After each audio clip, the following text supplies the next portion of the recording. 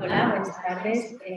Yo soy Laura Albón, soy miembro del Instituto Antropológico de las Islas Baleares y bueno, quería agradecer a todos y a todas la participación esta tarde en esta actividad. Con seguridad va a resultar muy interesante y muy enriquecedora. Nos acompaña para dar forma a este conversatorio Julia Gallo. Es antropóloga, doctora en filosofía, profesora de los departamentos de enfermería y fisioterapia de la UIT, y Soledad Gallardo, antropóloga, enfermera y directora gerente del Hospital Comarcal de Inca. Quiero agradecerles su presencia aquí, esta participación que nos parece fundamental, la disponibilidad que desde el principio pues, han mostrado para estar aquí. Desde luego, para el día es un lujo contar con ellas. En ellas convergen tanto la experiencia, el conocimiento, la ciencia, los dos campos de trabajo principales, ¿no? Y que van a compartir con nosotros esta tarde. Son dos referentes a nivel de Baleares, así que muchas gracias a las dos por estar aquí. Y bueno, le compete a la antropología, ¿no? Reflexionar, hacer planteamientos, comprender toda esta situación que está pasando a nivel mundial y que está afectando a todas las estructuras. Y bueno, de eso va este conversatorio y de eso es de lo que vamos a hablar. La pandemia, el coronavirus, ha trastocado todas las estructuras a nivel político, a nivel social, a nivel económico, a nivel cultural, sanitario, más específicamente todo lo que tiene que ver con las relaciones sociales, las relaciones familiares, el cambio también en el trabajo, la modalidad del trabajo. Y bueno, todos estos cambios pues, nos están afectando a todos de una manera. Y ellas están aquí pues para hablarnos de cómo lo han vivido, de cómo lo están viviendo, desde su profesionalidad. Y cuando queráis,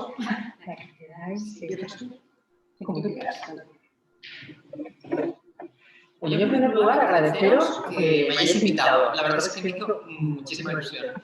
A mí poder compartir con vosotros un poco la perspectiva de cómo lo hemos vivido a nivel hospitalario es un lujo auténtico. Lo que me gustaría es que nos hicierais preguntas. Yo voy a contaros mi perspectiva, voy a intentar un relato, voy a intentar escoger un relato de cosas que me parece que son los ejes que al final han articulado las cosas que han pasado dentro de los hospitales. Pero creo que tanto Julia como yo lo que queremos es que nos interrumpáis, que nos preguntéis y vamos un poco contrastando las ideas.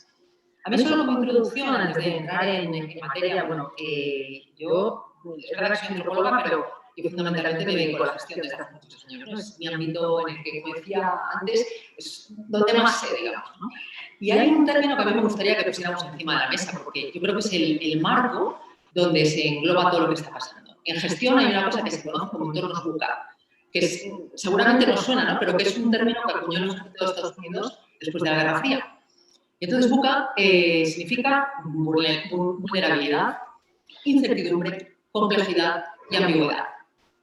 Ellos pretendían utilizar estos términos para definir la sociedad, tanto a nivel político, económico como social, o sea, el entorno, en un momento determinado donde los dos bloques tenían una hostilidad manifiesta, pero yo creo que si en algún momento esta particularidad toma sentido es en este momento. Porque además de una forma fractal se puede precisamente llevar hasta el sitio más micro que queramos, desde el contacto con el paciente, que es lo que yo os voy a contar, hasta desde un ámbito político internacional, incluso global. La globalización, que en este momento tiene una dimensión completamente diferente. Entonces, a mí me gustaría poner ese marco de esa situación en la que somos vulnerables, en la que nos enfrentamos a la incertidumbre y las habilidades que teníamos para gestionar los problemas locales no nos sirven para gestionar los problemas globales. El tema de la complejidad. Vivimos inmersos en la complejidad de la complejidad. O sea, es una barbaridad ahora mismo lo que tenemos alrededor. Y el tema de la ambigüedad, porque hay tantos puntos de vista que hay que conciliar que no hay una verdad única, ni tiene que haberla. Entonces, yo como marco así estructural, a mí me gustaría lanzarnos esa idea como primera idea. Y a partir de esto, contamos qué ha pasado con las personas mayores, que yo creo que sí hay dos ejes en los que realmente ha habido un impacto claro de la pandemia y de la crisis, ha sido las personas ancianas, y en los hospitales en la primera ola. Entonces, un poco, Julia y yo, es lo que vamos a intentar contar. Muy bien, yo también quiero agradecer, creo que es necesario este tema creo que va a tardar una temporada en estar con nosotros y aunque por manido no quiere decir que no tengamos que seguir dándole vueltas. Y quiero felicitar a la organización por visibilizar aspectos como el que vamos a tratar aquí. Yo como introducción me gustaría hacer una foto de qué supuso la llegada en esa fecha de la pandemia. España es un país envejecido como Europa, como el resto de los países del continente europeo, y de todos los aspectos que podemos destacar de que sea un país envejecido, quiero destacar que si mirásemos la pirámide de envejecimiento veríamos que nacen menos niños que mueren personas mayores, que los mayores de 65 crecen de una manera importante y que disminuyen los que llegan a los 50. ¿Por qué me parece importante ese dato? Pues porque son los potenciales cuidadores. Tenemos cada vez más mayores que viven más años, crece la franja de más de 80 y llegan a 100 más personas que antes. Antes le hacíamos una fiesta a los que llegaban a 100, ahora ya no, porque es bastante común llegar a 100. Entonces, esa foto donde es más común que los que estamos aquí en la sala tengamos en algún momento de nuestra vida mayores que cuidar más que niños que cuidar, esa foto es así en España. Eso planteaba, antes de llegar la pandemia, una preocupación dentro de Europa, ¿no? Que había muchos mayores que vivían en soledad. Alemania crea un ministerio solo para pensar cómo abordar eso. Que España es un país familista, pero que no sabía cómo hacerlo porque la empresa no concilia la vida laboral y familiar. Las más aventajadas o más, podríamos decir, punteras, dibujan un poco el teletrabajo o conciliar cuando uno cuida niños, pero cuando usted le dice a la empresa que cuida mayores, no quiere escuchar nada. Y otra de las cosas que pasaba en esa foto es que la ley de la dependencia que había nacido antes de la crisis anterior justo no estaba desarrollada. Es decir, aquello de que los cuidados eran necesarios, que el modelo biomédico ya había demostrado con creces que era muy eficaz, pero el modelo biomédico ya había denunciado que al alta del hospital el mayor era frágil y que quizás no podía volver a su domicilio y que quizás necesitaba ser cuidado. Ese espacio lo iba a ocupar la ley de la dependencia, tiene un frenazo con la crisis anterior en España y empezaba a ver si podía crecer y aparece la pandemia. La pandemia, como introducción solamente voy a dejarlo aquí, la pandemia llega a los mayores que podían estar en el domicilio, he dicho antes, solos o parcheando en compañía con la familia si lo podía combinar con el trabajo. Y podían estar en instituciones geriátricas, muy cuestionadas en ese momento. Como herederas en muchos casos de los asilos y los profesionales manifestando su disconfort porque no podían trabajar como las mejoras que se proponían. Entonces, la pandemia aumentó mucho más los problemas que significaba cómo estaba esa persona mayor en su casa, cómo la familia podía cuidar o cómo eran las residencias, que decían que ya no llegaban a lo básico que pedían. Entonces, fue exponencial los problemas. Sí, yo creo que lo que está diciendo Julia, hay un aspecto que es muy importante y que impacta mucho los hospitales. Yo creo que si dentro de unos años intentamos buscar cuál es el símbolo que caracteriza esta crisis, es precisamente el tema de la distancia física, el tema del contacto. Es una crisis que ha cercenado el contacto que es el principal rasgo humano, la comunicación, la creación. Eso es lo que nos caracteriza como humanos. De repente nos vemos completamente aislados. Unos aislamientos que son críticos y a veces dramáticos. Dramáticos en las residencias y críticos en los hospitales. Yo creo que ese aislamiento tiene una dimensión, por una parte física y por otra simbólica. Yendo al tema de los hospitales, sabéis que el tema de los EPIs ha sido, vamos, portada de prensa y medios de comunicación todos los días. Primero por la ausencia, después por la dificultad y después por la incertidumbre. Primero no teníamos, después llevar un EPI durante muchísimas horas visibilizaba lo que suponía para los profesionales y ahora porque hay tantas corrientes, primero había que ponerse guantes y ahora no, luego la mascarilla no estaba en el dicho y ahora es obligatoria en algunos países y en otros no. Es decir, esa frontera que se genera con el otro a través del EPI, del equipo de protección individual, es una frontera muy visible en los hospitales. ¿Qué pasa? Fijaos una cosa, cuando en un hospital hay una cosa importantísima que es el tema de la soledad que he dicho. En los últimos años ha habido una tendencia muy importante de humanizar los hospitales. Con toda la sinceridad del mundo os digo que la mayor parte de las veces no ha pasado un discurso políticamente correcto. Eran organizaciones que estaban tan tremendamente tecnificadas, donde se estaba tecnificando todo, desde el nacimiento hasta la muerte. Todo era técnico, todo estaba rodeado de tecnología, porque al final la tecnología se asoció al cuidado hospitalario. Claro, eso fue al final, en un momento dado, tan tremendo que hubo una corriente que intentó invertir esta proyección. Intentó retornar la humanización entre los hospitales. Y aparecieron, en ese contexto aparecieron muchas cosas, por ejemplo, los cuidados paliativos, que dijeron, a ver, señores, es que la quimioterapia no se tiene que poner hasta la capilla ardiente, o un paciente agónico no tienes que meterle en una UCI. Pero eso está vinculado con la muerte, que es una de las cosas que luego os quiero contar también un poco. Lo que hizo fue que la soledad, el acompañamiento, el paciente tenía que estar acompañado, el tacto.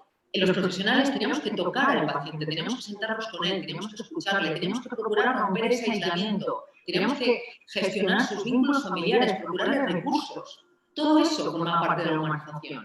Y fijaos cómo todo esto se ha visto absolutamente cercenado, a veces hasta extremos que no somos muy conscientes. Porque, por ejemplo, no sé si os habéis parado a pensar, la mascarilla lo que hace es coarta la comunicación no verbal, que al final nos da los códigos culturales para entendernos unos a otros. Yo no sé si os habéis parado a pensar eso, pero en los hospitales es súper elocuente, porque tú estás tratando con pacientes que quieren confiar en ti.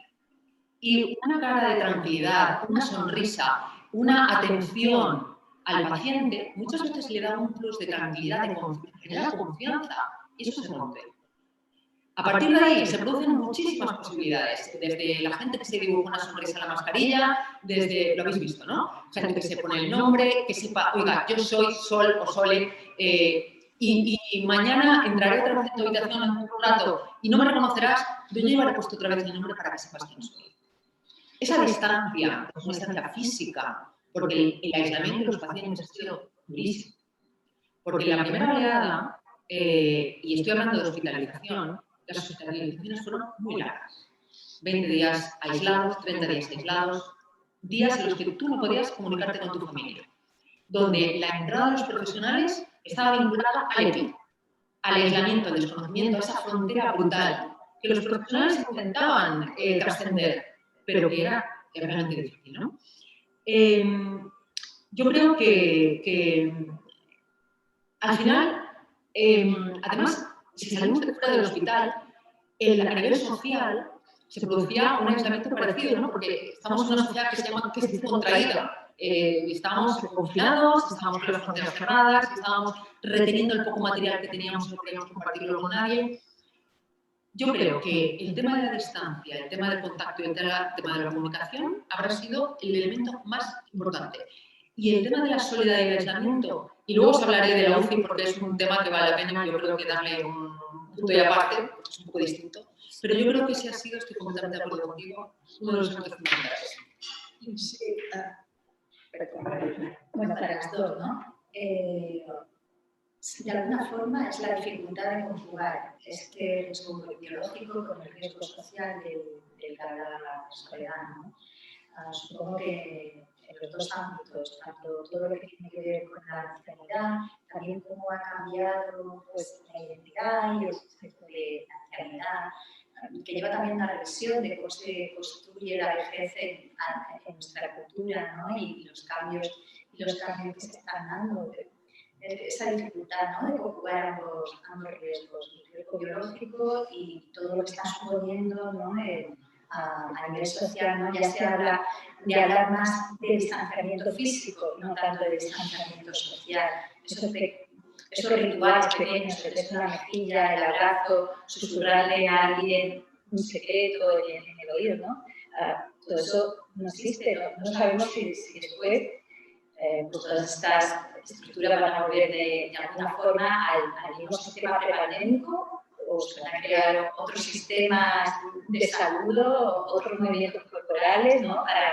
Para saludarnos, ¿no? Igual sí que, como decía Sole, hay que esperar, ¿no? Y tener una mirada más diacrónica para ver todo lo que está pasando ahora. Sí, pero quizás en relación a la distancia vale la pena, ahora que estamos evaluando y que no sabemos qué va a pasar en los meses que vamos a tener que hacer frente, en relación a las personas mayores, sobre todo en instituciones geriátricas, se ha cuestionado si hemos tenido un poco mirada de túnel, si solamente hemos mirado al virus. Cuando se decreta el estado de alarma, a las familias se les dice que no vengan a las residencias y en las residencias que se había promovido que usted contratase un cuidador privado, porque yo reconozco que no llego, también se les quita. No tengo que explicar cómo queda la residencia por dentro. Resulta que llevamos casi 10 meses donde las visitas eran poco, con cuentagotas y de manera súper originales y sigue estando el virus. ¿Por dónde viene el virus? Yo creo que ahí nos hemos equivocado. Nos hemos equivocado, más allá de las consecuencias que ha tenido sobre lo que es la soledad y cómo esa residencia que no tenía espacios para sectorizar, cómo ha decidido aislar, encerrando bajo llave en residencias. No. Los papás entran al paritorio. Claro que el hospital tiene que tener medidas de prevención, pero al papá que le dejamos entrar al paritorio le hacemos un casting antes de entrar y le ayudamos a vestirse. La residencia no tiene medidas, no tiene posibilidades de eso y lo que dice es que no vengan. Y es lo único que ha sabido hacer.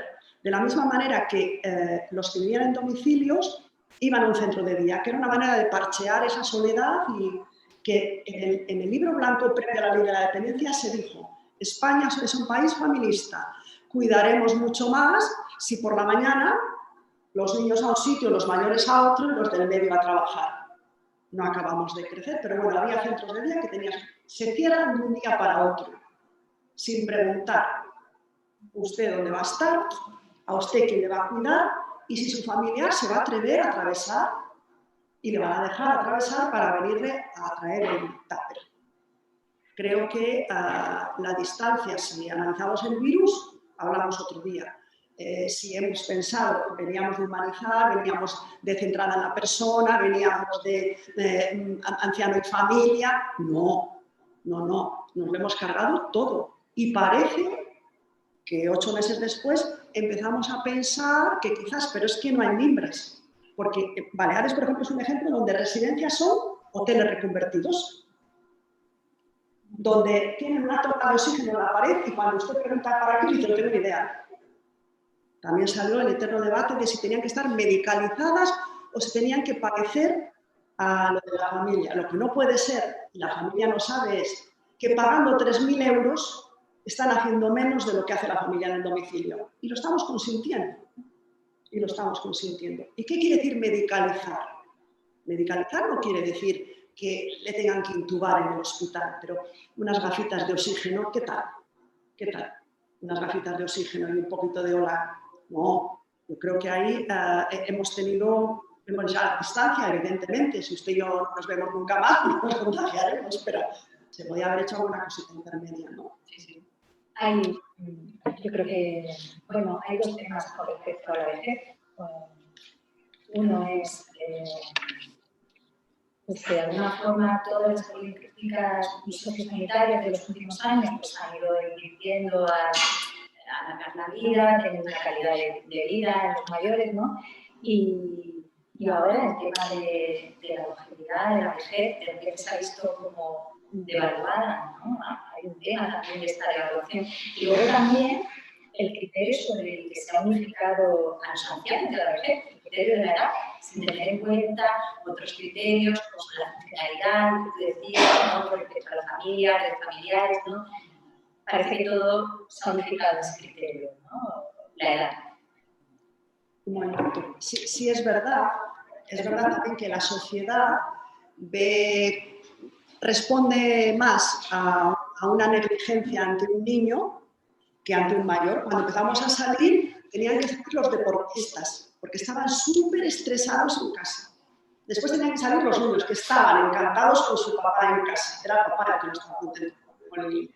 Y de los mayores, allá al final, en cola. A la sociedad también le viene bien que todas las instituciones se preocupen más por lo que cualquier cosa menos la vejez. Ser viejo no está de moda. Damos la palabra ahí si quieres. María. Claro, sí, un momento. Dale. No lo he comentado al principio. Podéis intervenir en cualquier momento, tanto las personas que estáis aquí como las personas que están online, podéis ir haciendo preguntas. Claro. En primer lugar, quisiera agradecer esta jornada porque es lo más interesante y además que es un ámbito que me compite en ambos sentidos. En primer lugar, soy auxiliar de enfermería, ahora estoy de baja, pero estoy trabajando en las fases. En mi planta, donde yo estaba era ya bastante cargo, pero por ejemplo, en abril estuvimos con casos positivos y ahora a finales de agosto también hemos tenido casos positivos para nuestra unidad, los pacientes de nuestra unidad que llevaban a las plantas y nuestra unidad era una unidad. Entonces yo he vivido circunstancias muy penosas, muy lamentables.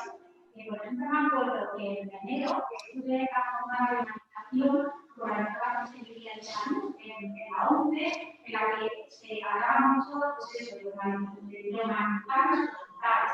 Estábamos a la responsable de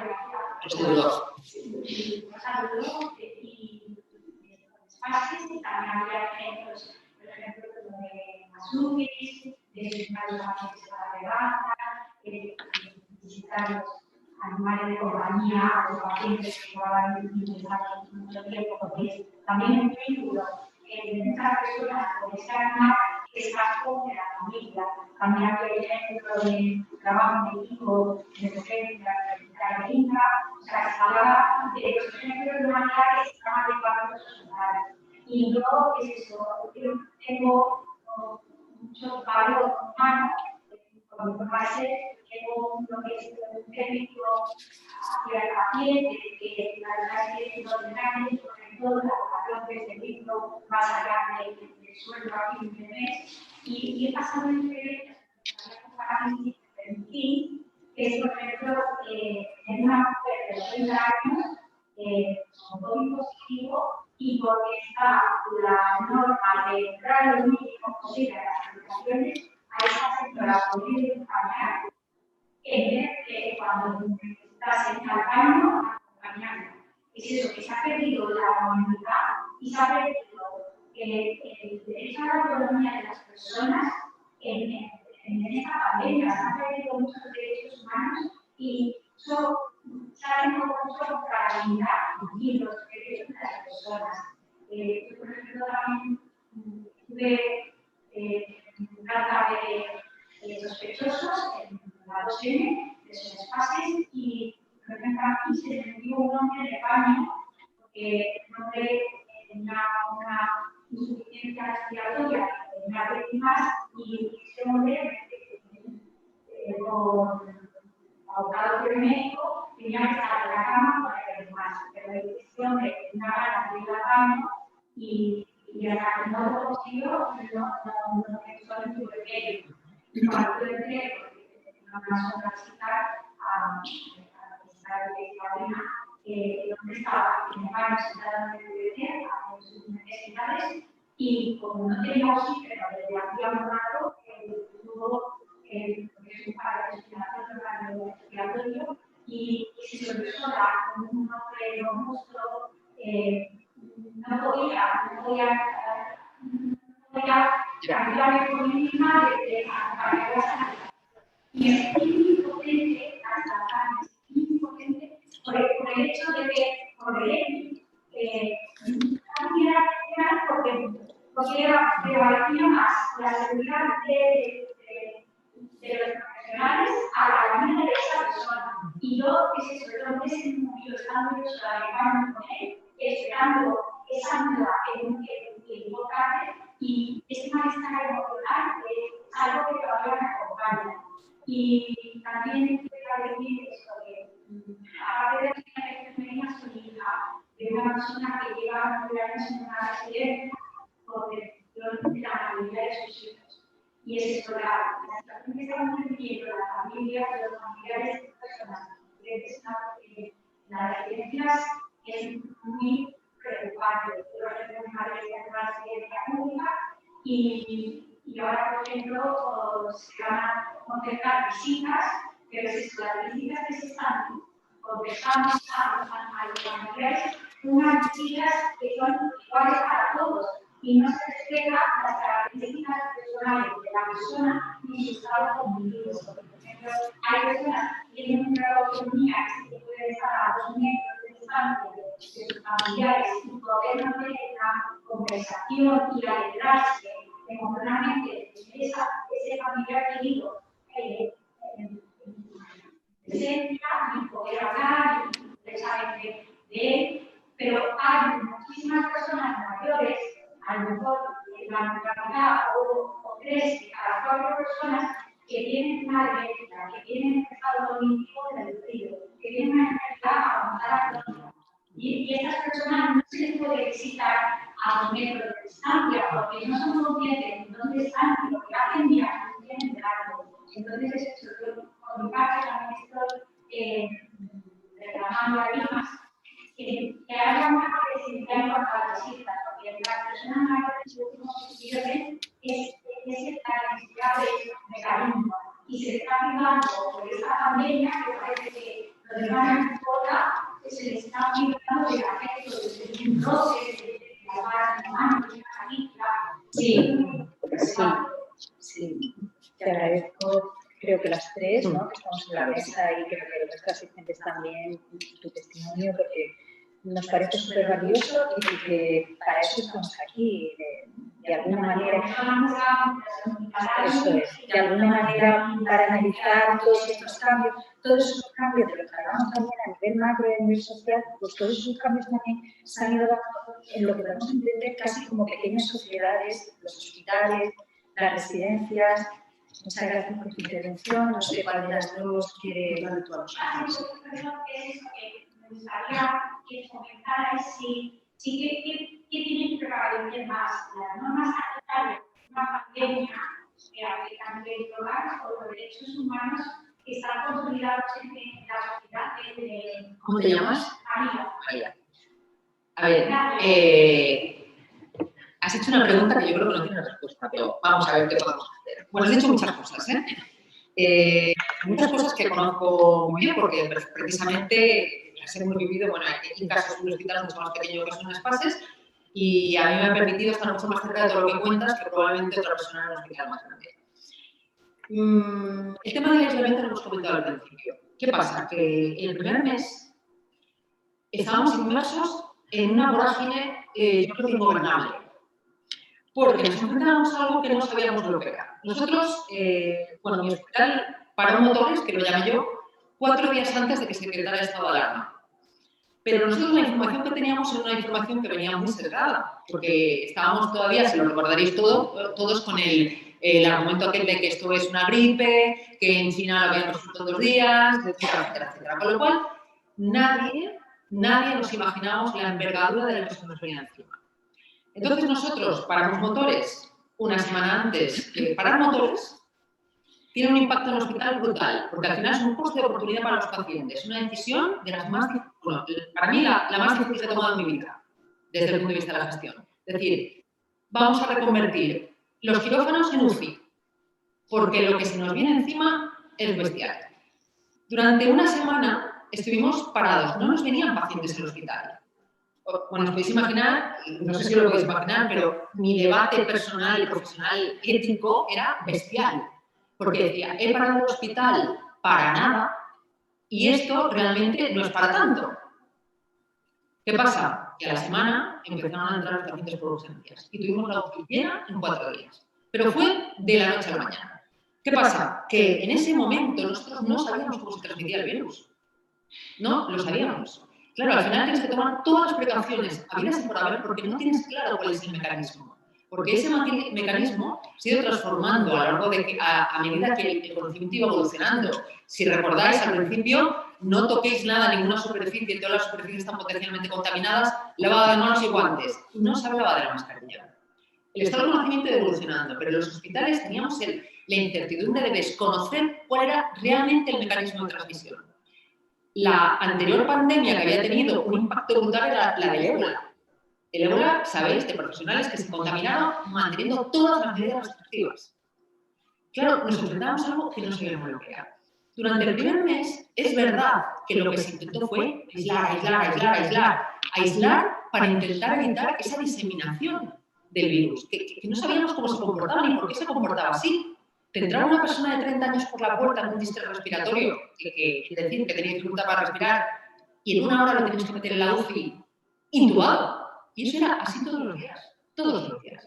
Estábamos absolutamente, no digo atemorizados porque no es la palabra, pero estábamos diciendo, no me creo lo que está pasando. Y esto era así. Y tú lo sabes porque trabajas en un hospital. ¿Qué pasa? Que ahí hubo que tomar muchas decisiones. Esas decisiones, además, lo que hicieron fueron movilizar los equipos de trabajo, la forma en la que la gente se relacionaba entre sí, los profesionales. Surgió una cosa que puso en evidencia el capital social real, ¿no? Esa capacidad, esa acción extendida que es independiente del líder, que tiene que ver con lo que es cada uno, ¿no? Como grupo.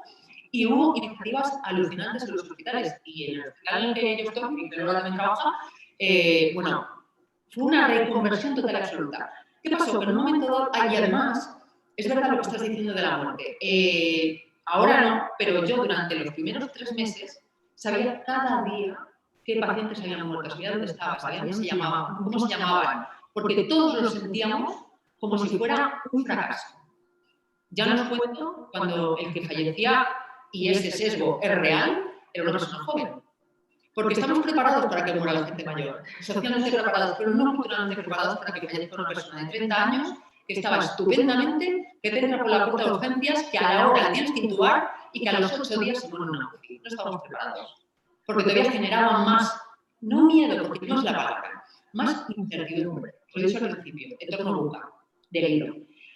¿Qué pasa? Afortunadamente, todo eso se fue corrigiendo. Y en mi hospital, que al principio los pacientes se morían solos, rápidamente, en torno de un mes, que fue cuando nos dio tiempo a colocarnos y a empezar a adaptarnos a eso que estaba pasando, surgieron alternativas.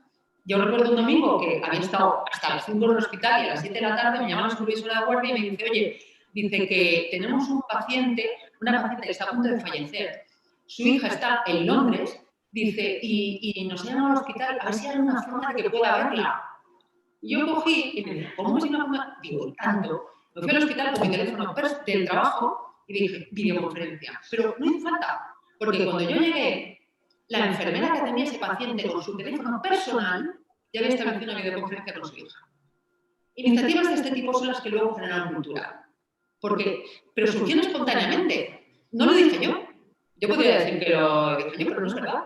Esto es lo que os hablo, ¿no? De que hubo una adaptación de los profesionales a lo que estaba pasando y una búsqueda casi a veces espontánea de soluciones para intentar evitar ese cercenamiento que os he dicho de la comunicación, del aislamiento, de la agregación que nos hace tan humanos y por el que tanto habíamos hecho en los hospitales. Entonces, yo creo que sí que es verdad que los primeros momentos fueron terribles, no puedo decir otra cosa, terribles, pero sí que es verdad que ha habido mecanismos de compensación que están funcionando. Aún así, yo lo he dicho al principio, los pacientes siguen estando aislados. ¿Qué pasa? Que ahora, por motivos que desconocemos y que, insisto, hasta dentro de mucho tiempo probablemente no sabremos, las hospitalizaciones son más cortas. Las hospitalizaciones no UCI, me refiero a hospitalización en una planta de hospitalización, son más cortas. Probablemente porque el tratamiento ha mejorado, porque se han afinado mucho mejor, porque el estado del conocimiento ha evolucionado, por muchísimos motivos. Entonces, ese aislamiento tan bestia ya no es tan dramático, porque además todos en los hospitales hemos establecido sistemas de videoconferencia para que claro que se pierde el contacto, pero por lo menos no el contacto visual, no la comunicación, no puedes tocar a nadie o rozarle, no puedes, pero sí puedes hablar con él y decirle, oye, mira lo que estoy haciendo, mira tus nietos. Hablabas del tema de los paseos saludables y de los perros. Bueno, yo además aprovecho para hacer publicidad de nuestro hospital porque nosotros hacemos las dos cosas. Sacamos a los pacientes de la UCI a la terraza, a que les dé el sol. Ahora también lo hacemos. A los COVID no, también lo digo. Y el tema de los perros, para nosotros, es que lo que hemos hecho ha sido capaces de establecer circuitos separados. Entonces tenemos incluso un circuito para perros y los perros, en casos concretos y muy bien analizados, vienen a ver a sus propietarios. Y luego a mí me gustaría hacer un apunte, si me dejas sobre el ritual de la muerte, 2 minutos más, que creo que es muy interesante, ¿no? Yo os hablaba de la UCI, os he dicho, luego 5 minutos de hablar de eso, ¿no? Porque también fue un momento muy especial.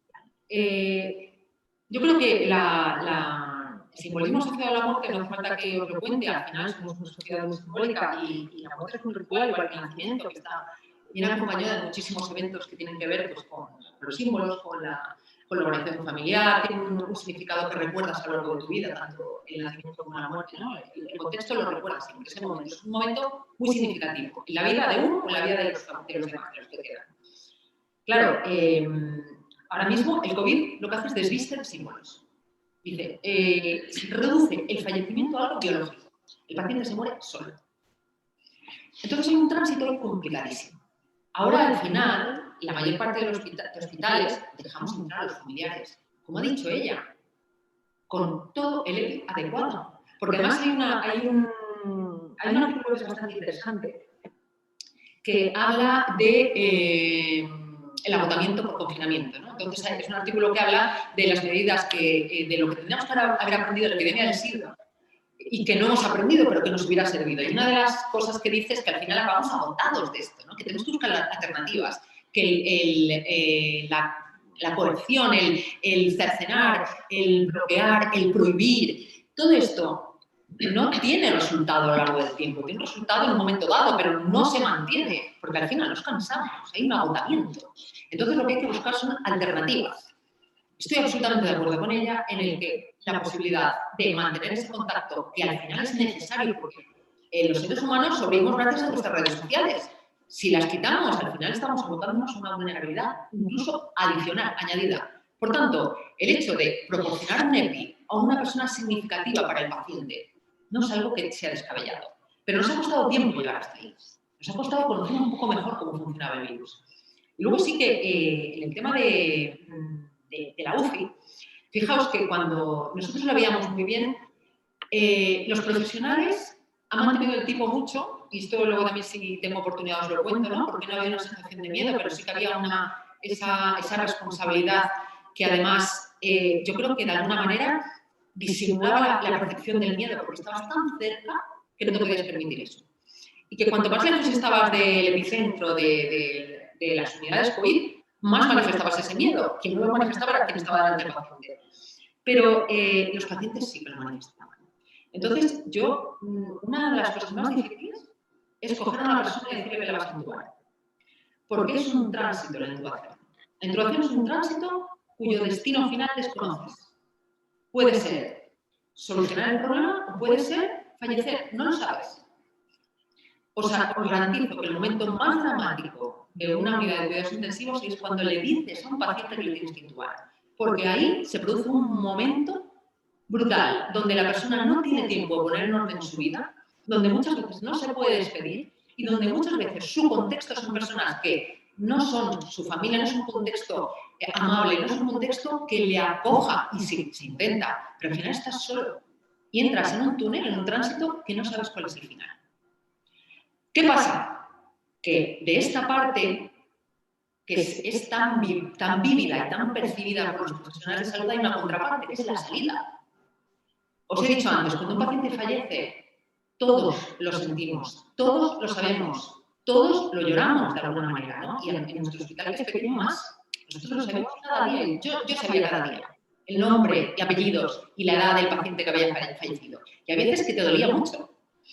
Pero ¿qué pasa? Que luego hay una cosa que se llama, bueno, que yo lo llamo ritual de regreso. Y es que, sobre todo en la primera oleada, ahora ya no tanto, porque estamos mucho más acostumbrados.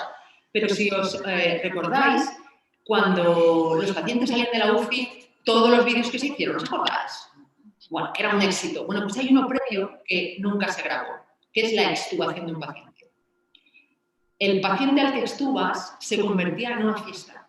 De hecho, yo tengo grabado el primer paciente que extubamos, porque me avisaron y nos fuimos allí todos. Y estaban los intensivistas y los enfermeros dentro del box, que son de unas ventanas transparentes, y era un motivo de celebración, una fiesta en el hospital, el primer paciente que se extubó. La foto que tengo, yo tengo una foto del intensivista con el tubo, como un movimiento de triunfo, diciendo lo hemos conseguido, ¿no? Porque claro, yo os hablo de tránsito, ese tránsito es muy incierto, ¿no? Pero ese ritual de salida, de decir, lo hemos conseguido, el paciente sobrevive, era un ritual profesional de nosotros. El paciente nunca se iba a enterar, porque cuando lo extubas está medio para allá, pero nosotros sí que lo vivíamos, ¿no? Esa salida gloriosa entre aplausos y vítores y tal de los pacientes fuera de la UCI es lo que se vendió a los medios de comunicación porque era real también, ¿no? Pero esas pequeñas victorias que no se ven, que son anónimas, que están ocultas a la vista, porque tú no puedes grabar a un paciente cuando está sacando un tubo, nosotros sí que las percibimos y las vivimos, ¿no? Entonces, yo creo que al final hay muchos ciclos. Y luego hay una cosa que también es muy, muy interesante, que es el paciente de la UCI es un paciente que casi siempre hay que pronar. Para los que no pertenezcáis al ámbito sanitario, pronar significa poner al paciente boca abajo. Poner al paciente boca abajo en un cuidados intensivos es posiblemente la maniobra más complicada que existe, una de las más complicadas. Porque además requiere un esfuerzo colectivo. Pronar a un paciente es símbolo de fatalidad, es símbolo de que el paciente no va bien, es símbolo de que el paciente se nos va. Cuando pronábamos a los pacientes y cuando teníamos a 4 o 5 pacientes pronados, lo que estábamos viendo era la gente que estaba con un pie en el más allá, que se nos iban de las manos. Y la pronación exige un esfuerzo colectivo, porque no lo pueden hacer los profesionales. Exige que todo el equipo de la UCI, que vengan los celadores de fuera, que todo el mundo colabore. Entonces, ese esfuerzo colectivo al final significaba el intento de todos de conseguir sacar adelante a personas que estaban en el límite de su capacidad vital. Sí, yo un poco añadiendo una reflexión al planteamiento de María, yo creo que cuando miramos hacia el inicio hay que tener un poco de benevolencia, porque se hizo, yo creo que en la mayoría de los casos lo que se pudo, en algunos ensayo-error y con pocos medios. Pero sí que creo que tendríamos que analizar qué hemos aprendido, porque además esto no ha acabado. Y es verdad que en relación a los mayores no se puede igualar al hospital, porque en las residencias había lo que llaman válidos o sanos y se les aisló como si fuesen inmunodeprimidos. Eso ahora ya empezamos a pensar que a lo mejor nos pasamos. Eso desde luego desde el principio se dijo. ¿Dónde está el riesgo de que un señor sano que camina pase por el jardín solo? En ningún sitio. Y no se les dejaba salir de las habitaciones. O sea, que no tenían visitas. Quien tenía un teléfono móvil, bien, pero hay mucho deterioro cognitivo y mucha gente sana de mayor que no tiene un teléfono para hacer videollamada. Y no había personal para ir ahí a acompañar a la videollamada. Y ahí se decidió mirar para otro lado. Desde quien decidió visitas cómo y por qué se aísla y por qué no pueden salir. Si los que tenían 99 años en su domicilio salían al súper y no se contagiaban, ¿por qué no podían salir al sol alrededor? Pues porque no había nadie que empujase la silla de ruedas, señores. No había otra explicación. Y eso lo hemos mantenido. Y todavía hoy, que las cifras siguen dando, que sin familias que visiten, seguimos teniendo casos en las residencias, todavía lo único que sabemos hacer es que las familias no vengan. Y ahí yo creo que la sociedad y las familias deberíamos de presionar, porque el cambio se producirá de abajo arriba. Bueno, ¿no? Que el mensaje, ¿no?, a la gente mayor, a los ancianos, siempre es como que hay que salir, hay que hacer actividades, ¿no? Así pueden alcanzar una mayor calidad de vida. Y luego nos encontramos con lo que tú comentabas, ¿no?, con justo lo contrario, ¿no? Ese aislamiento, el que ni siquiera podría salir a caminar por el jardín. Y luego que quería preguntar cómo la gestión sanitaria en tiempo de pandemia, pero yo creo que tú ya has hecho una exposición bastante amplia, ¿no? También pues, con ese tinte más humanista, ¿no? O quizá teniendo muy en cuenta pues, los conceptos de flexibilidad, de comprensión, incluso de incertidumbre. Pero también hay un tema que sé que es muy amplio y muy difícil. ¿Cómo se sostiene a los profesionales que trabajan en el ámbito sanitario? Así a lo mejor a grandes rasgos, ¿no? Ante estas cosas tan complejas de la UCI y demás. Creo que para las dos. ¿Yo?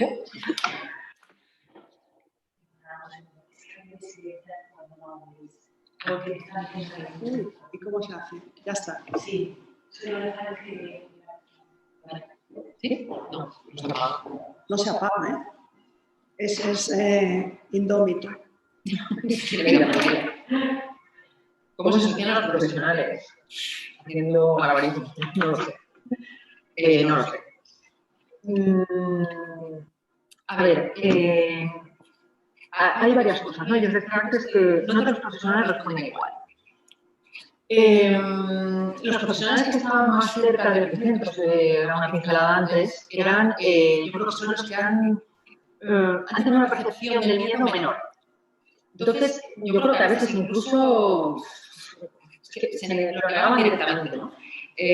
Pero, sin embargo, ellos no percibían el miedo por sí mismos, pero sí percibían el miedo de contagiar a los suyos.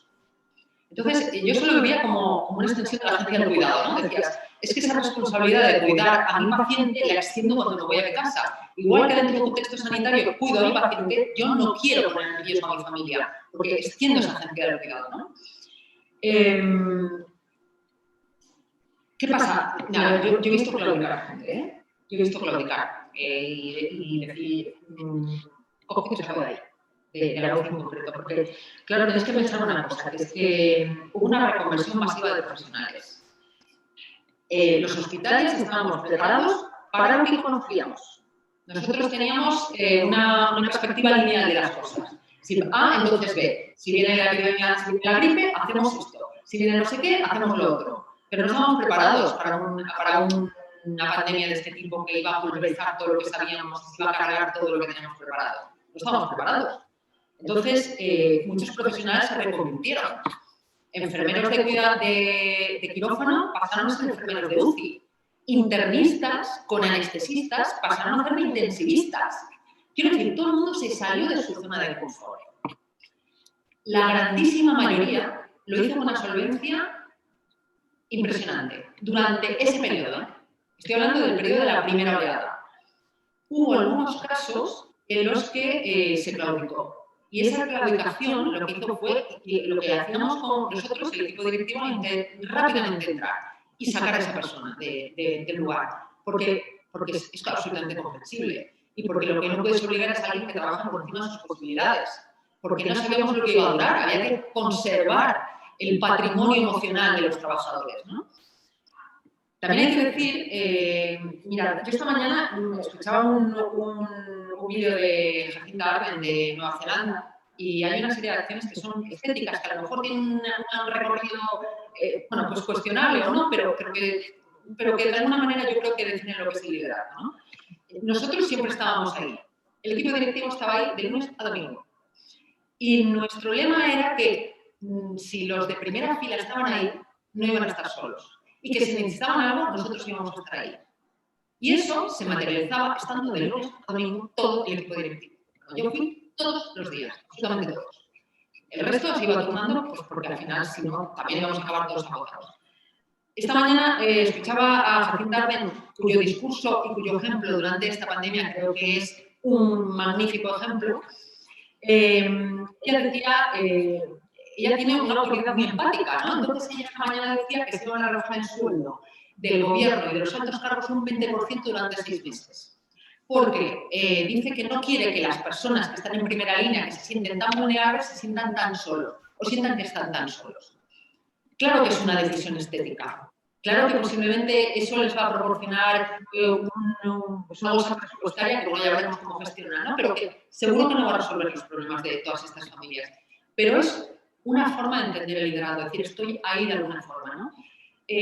Aquí podríamos hablar de cómo se protege a los trabajadores, bueno, quedaría para 1 hora y media más o para toda la tarde, ¿no? Porque al final yo creo que las políticas de recursos humanos se han visto al límite, probablemente hay muchísimo que cambiar, probablemente no hemos sido capaces de agradecer de una manera formal y de una manera, yo creo que sea fácil de identificar lo que han hecho los trabajadores. La sociedad los ha convertido en héroes, pero luego los ha estigmatizado. Es decir, esto es una locura.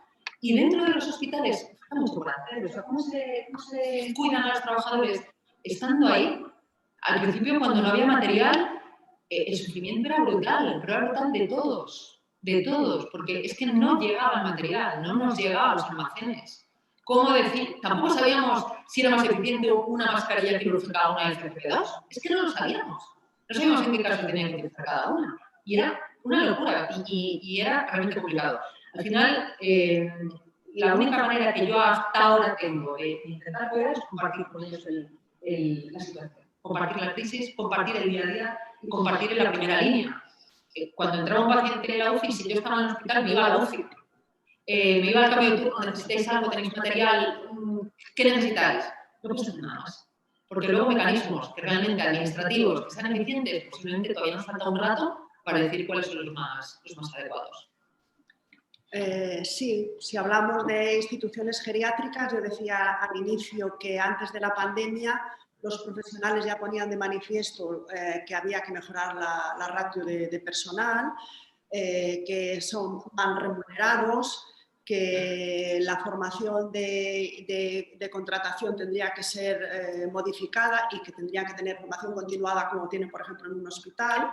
Entonces eso hacía, yo alguna vez cuando desde una institución geriátrica llamaban a la universidad y preguntaban por alumnos, yo les decía, ustedes piden un profesional que trabaje más y gane menos, de esos no los tenemos, porque si puede elegir va a otro sitio.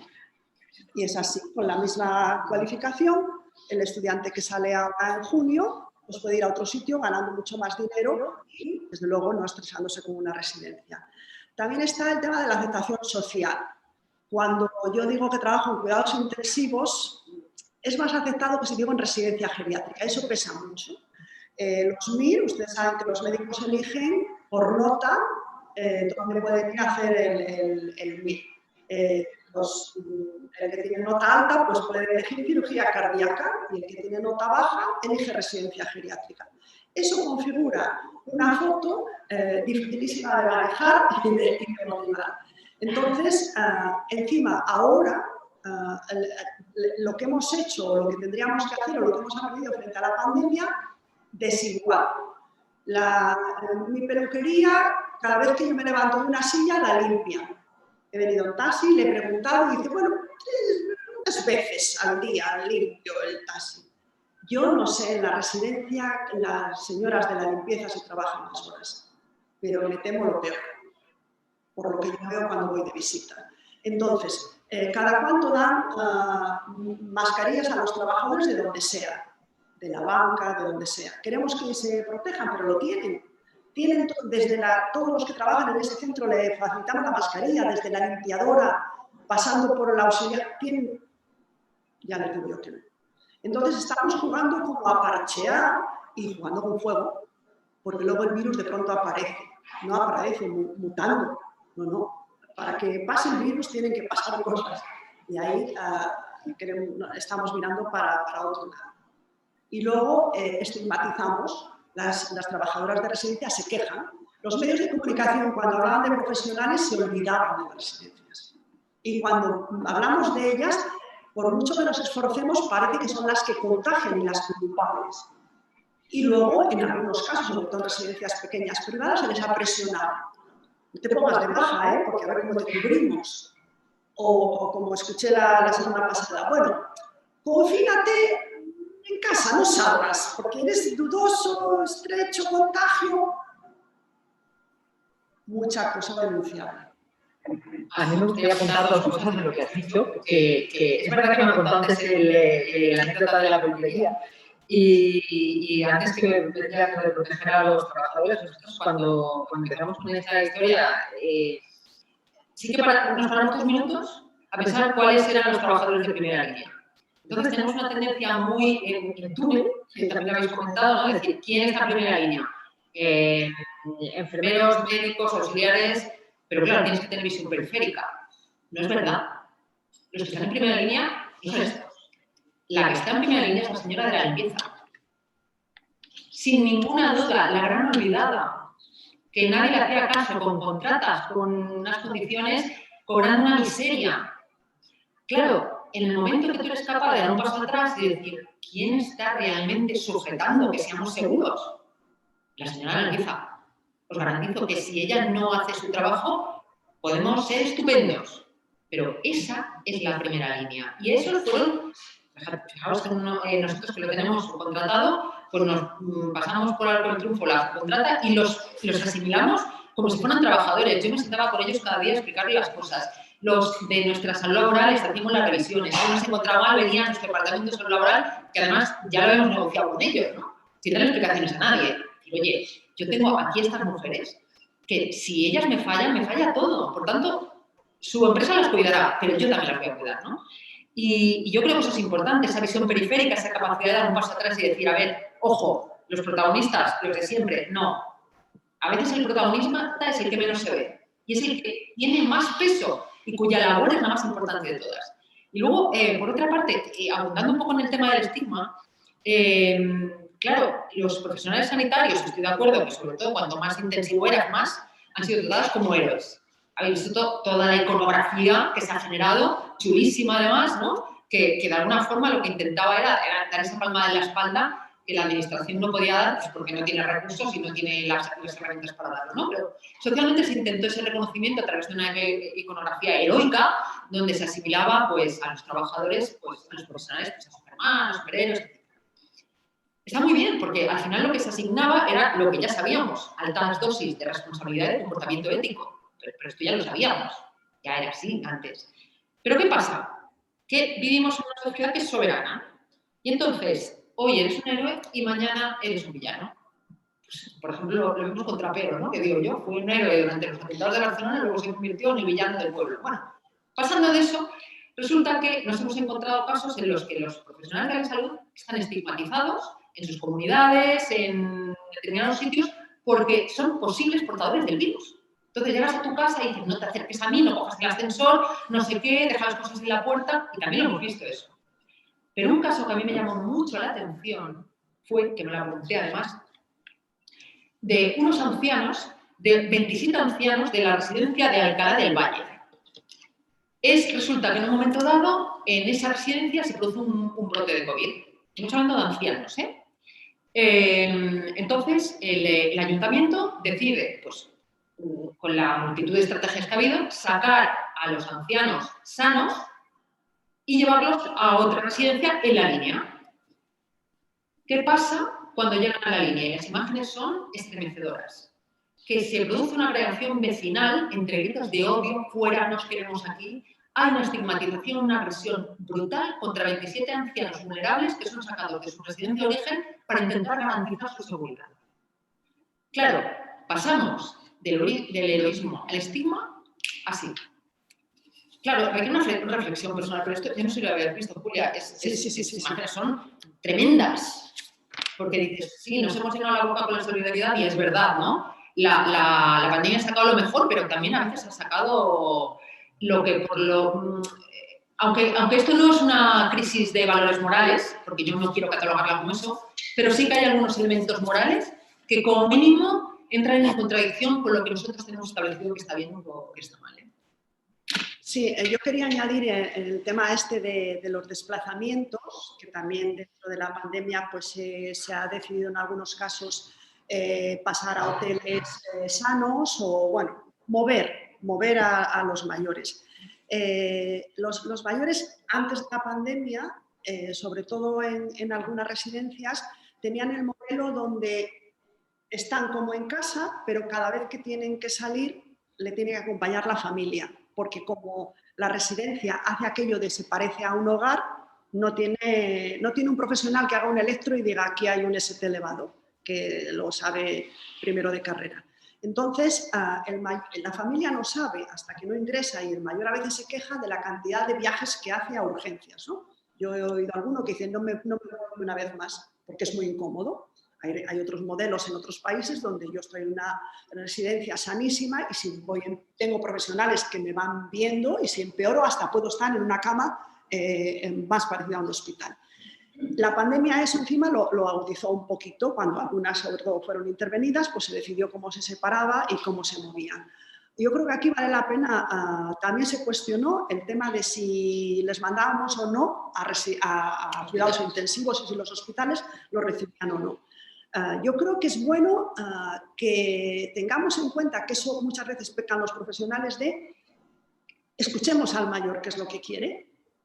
A veces el profesional decide con su familia cosas que el mayor no opina. En el caso de la pandemia se vio. Es decir, ante la polémica de si los hospitales recibían a mayores en cuidados intensivos o si la residencia los mandaba, alguien le preguntó al mayor si quería ir a cuidados intensivos. ¿Y qué quería decir no ir a cuidados intensivos? Porque si ahora una de las pateras que está intentando atravesar el Mediterráneo en un proceso de hundirse, un barco le dice que si quieren subir, sabedores de que subir es volver a su país, van a subir. Cuando al mayor no se les mandaba ir a un cuidados intensivos, el tema era que quedaban, en la mayoría de los casos, en el infierno. Si hubiesen tenido una residencia con profesionales no tan parecido al hogar, un poquito más especializados, probablemente a determinadas edades no hubiesen querido a cuidados intensivos en circuito probablemente. El tema era que no había, había A o Z. También a veces no tenemos en cuenta qué es lo que ellos querían. ¿Cuántos de esos mayores que se les llevó para acá y para allá tenían voluntades anticipadas y las miramos? Se trabajó una prisa tremenda. ¿De acuerdo? Haría que una intervención cortita, que estamos ya finalizando. Quería hacer dos apuntes y uno para cada una. Vale. Primero, para Julia. Es eso que con la pandemia se han despejado muchas evidencias en residencias, que han dado casos que se han encontrado con muertos en habitaciones y no solo problemas en las residencias psiquiátricas, sino también en donde hay muchas personas donde hay un artículo en Arabalás que las personas mayores que asistían a centros de día en el Ayuntamiento de Palma o bueno, centros municipales o autonómicos que se han visto, se han detectado que hay mucha población de estas personas con unas residencias que no tienen agua, ambientes que no tienen una ducha, que no tienen electricidad, que no tienen una lavadora y que no pueden ver y estos servicios serán prestados por las administraciones públicas. Entonces, a mí me gustaría que comentases no tanto por temas de residencias, sino el tema de la sociedad en las casas, en las residencias, de las personas mayores que no están en residencias, porque las residencias, al fin y al cabo, es una minoría de las personas mayores que están en ellas. Y para Soler, quería preguntarte, bueno, quería saber tu opinión sobre lo que está pasando en la atención primaria, más allá de los hospitales. Porque es un tema que afecta a mucha población, en el sentido de que están restringidas las consultas, se realizan por teléfono. Por ejemplo, dar un caso de que tuve una necesidad, fui a la escuela graduada, de la escuela graduada, y me estaban en el pasillo, desconsoladamente gritando, me salió una doctora de un despacho y me dijo, coge el teléfono que te llamo. A mí me pareció realmente surrealista que estando como estaba en esa situación, que se me dijese, coge el teléfono que te llamo. Porque es eso, es como atentar contra mi persona o pensar que tengo por hablar de este trato humano que tampoco se está interesando los centros de salud y que está cambiando muchas enfermedades y agravamientos de enfermedades de personas mayores y personas mayores. Hay otra pregunta. Hay otra pregunta, ¿no? Sí. Igual si llega, vamos vamos contestando, van contestando. Yo me voy a ir un poco a lo que he comentado y todo lo último que has comentado. Digamos, un tiempo que ha visto sobre si el modelo residencial es más adecuado para el contrato, para la edad,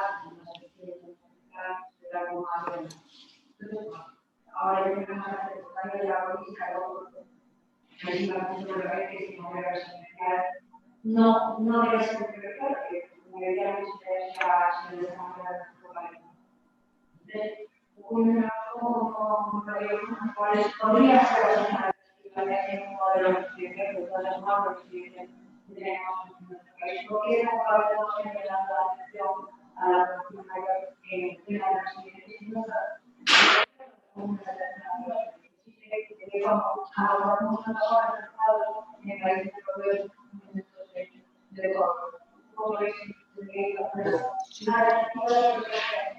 Sí, casi las preguntas van relacionadas.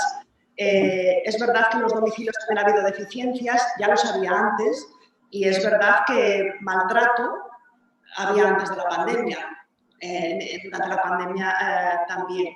En los domicilios la ley de la dependencia acercaba algún recurso, ya más allá de que yo decía la crisis anterior la paralizó, pero desde luego a mí me parece que la ley de la dependencia es el fundador al que tenemos que agarrarnos, tendrá que tener un músculo, pero no seré yo quien la cuestione. Pero es verdad que le pilla en unas condiciones de problemas. Yo decía antes, somos un país feminista. Yo creo que en España la familia hace mucho más de lo que puede, pero no tiene mimbres. Entonces, conciliación de la vida laboral y familiar, llevamos muchísimo tiempo y no avanzamos. Entonces, la generación intermedia se hace un sándwich. Tiene niños, tiene mayores, la empresa le presiona y no puede ser. Entonces, necesitaremos más recursos en el domicilio. España mira a los nórdicos en el estado de bienestar.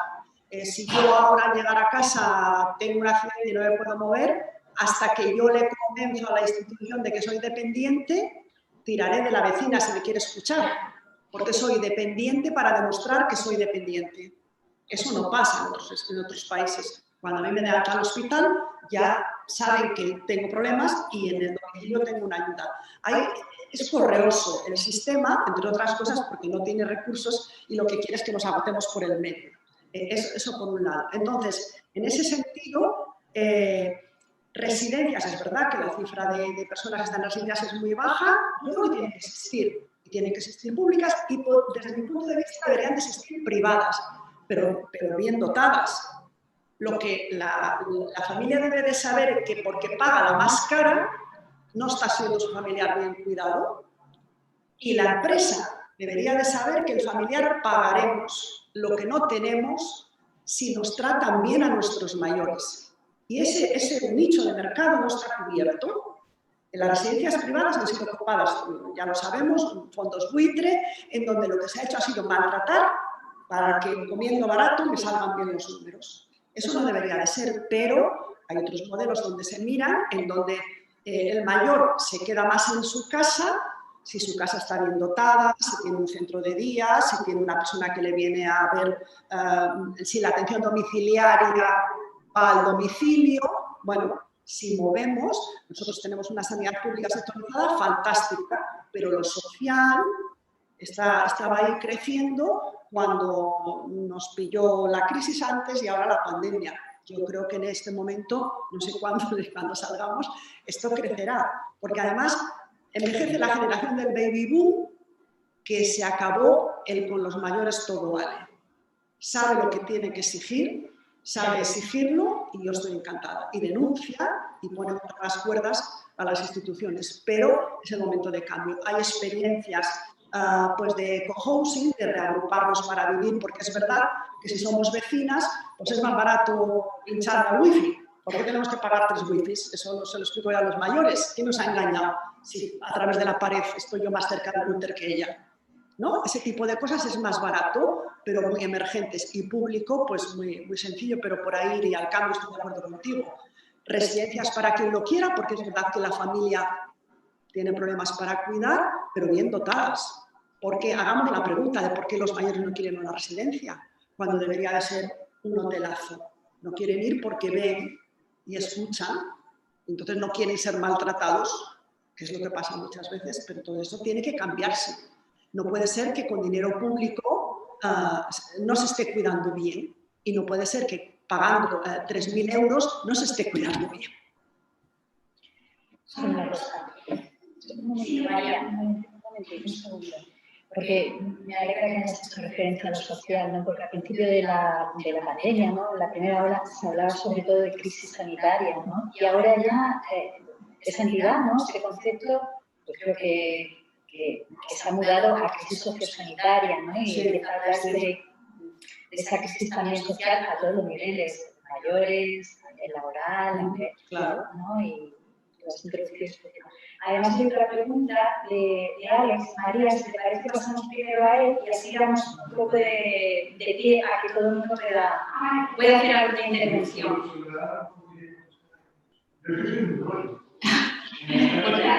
Quería simplemente puntualizar las palabras de Julia, si es posible. Es que tenemos un tiempo muy justo, María. Es que si no, tampoco te tenemos un tiempo muy justo. No nos va a llegar. Después. A mí sí que me gustaría que, como tú has hecho alusión a la atención primaria, si Sole quiere comentar algo, aunque creo que puede ser algo muy extenso, ¿no? Que ya ni a mencionarlo, ¿no? Si acaso sí que al principio hablamos, ¿no? de la adaptación social a todos los niveles, ¿no? Y la dificultad que para la sociedad ha supuesto el adaptarse a los cambios en la atención primaria, en la atención hospitalaria, ¿no?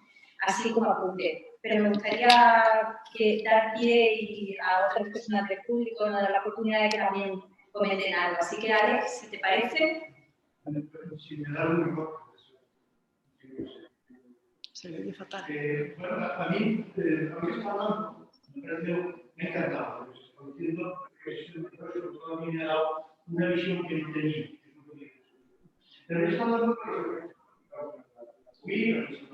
se ha hablado de pérdida de derechos, este optimismo, ya sacar la responsabilidad individual, que es algo de lo contrario, se está hablando, incluso este lenguaje performativo, la nueva normalidad, ese tipo de cosas, y la conocemos incluso esta idea de que hay que elegir entre quién se atiende, quién no se atiende, digamos, de eugenesia social, ¿no? Que se está dando. Pero yo creo que la pandemia nos permite conocer sus causas, ¿no?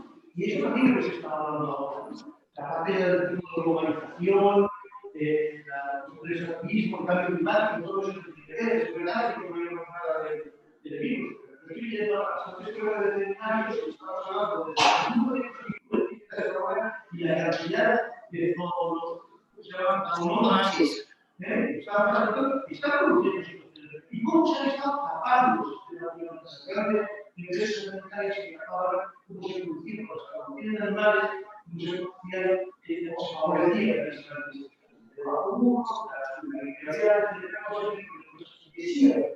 y también todas las capas de esta desorganización que se está produciendo, que hay una implementación maravillosa. Cada uno tiene que agarrarse a la posibilidad de la organización no es que las individuos. Pues cada uno viene de libertad, que explica cómo es aquí y que nos pone los tipos de puntos, donde la gente la a los puntos. También hay todo eso que está causando aquí esto. Por ejemplo, el hecho de esta implementación, la adaptación económica, la cultura de todo, hace que los días y por lo tanto se pueda hacer lo que se hace con ellos sin que nadie la decisión. Pero hay una cosa común que a mí me ha gustado mucho cuando Soledad ha dicho que la COVID existe de símbolos, de socialismo. Yo creo que es interesante porque por lo menos hablando de una organización, una una retórica, pero lo que se está haciendo es desocializando todo. Fíjate que has hablado de la muerte, de la enfermedad, pero también se ha producido este negacionismo absoluto. Y sobre todo se ha quedado esta idea de la sospecha de lo que todos entre edades, pero la sospecha de que el sanitario pueda ser como algo. Pero a mí la idea, lo que yo veo de lo que habéis estado diciendo, me parece que no me ha interesado mucho, es que parece que el hospital y el pediátrico son mundos ocultos, mundos que se pierden en el exterior. No se sabe lo que está ocurriendo. Se ha visto por qué no se va a comprar de dolor. Y me da la impresión de que la realidad de la lucha está ahí dentro y se pasa por fuera. Nosotros solamente estamos viendo pequeñas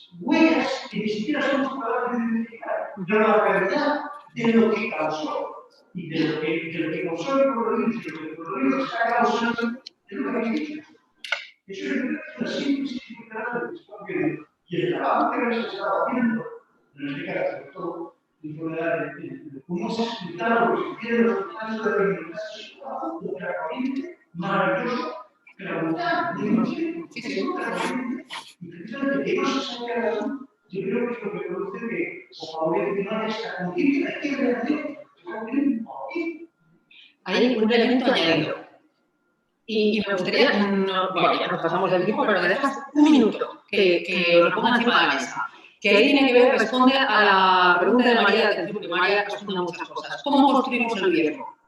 El riesgo lo construimos conforme a lo que nos viene en el medio ambiente, zoonosis, etcétera, no sé qué, lo que catástrofe medioambiental, cambio climático, lo que queráis. Eso es por una parte. Y por otra parte, con las propias actitudes personales. Esos son los dos elementos que articulan el riesgo. Pero es que resulta que hay un tercer elemento, que es lo que se llama el embodied risk, lo que es el riesgo encarnado, el riesgo que no se ve y que va con el cuerpo y no con la persona. Ahora mismo, los pacientes asintomáticos son el riesgo, es realmente lo que está provocando esa diseminación desconocida, descontrolada, que nos tiene a todos como perdidos, ¿no? Porque tú de antemano no sientes nada. No estás enfermo, no tienes sentido del riesgo, no tienes sentido de que puedas contaminar a otro, no tienes sentido de que el anciano sea vulnerable porque tú estás infectado, ¿no? Entonces, esa invisibilidad que sobre todo afecta a la gente joven, pero que exige una mancomunación del riesgo, es lo que está fallando. Y eso sí que se ve, pero hay que verlo. Claro que lo que está pasando dentro de los hospitales y dentro de las residencias no se ve, porque hay un elemento fundamental que tenemos muy claro, que es la intimidad de los pacientes. Nadie va a grabar a un señor que se está moviendo, porque me parece, vamos, éticamente reprobable. Lo que tenemos precisamente es intentar conservar el entorno y facilitarle ese tránsito, no publicarlo a los cuatro vientos. Es la antítesis de lo que queremos. Y eso hace que muchos de los esfuerzos que estamos haciendo se queden encadenados entre cuatro paredes y no salgan, porque tampoco nos parecen tan extraordinarios. Yo a ustedes se lo cuento y posiblemente puede parecer pues muy heroico, pero nosotros no lo hemos vivido así. Nosotros lo hemos vivido desde el sentido de la responsabilidad. Cuando digo nosotros me refiero a la gente en el hospital, ¿eh? Yo estaba al lado, pero no estaba cogiendo la mano al paciente. Pero sí que es verdad que lo que yo les decía antes, visión periférica. Si hacemos visión en túnel, estamos perdidos. Paso atrás. ¿Dónde está ahora el riesgo de la pandemia? ¿Dónde está el verdadero reto de la pandemia? A nivel local, ¿eh? Estoy hablando a nivel global. En lo que no se ve.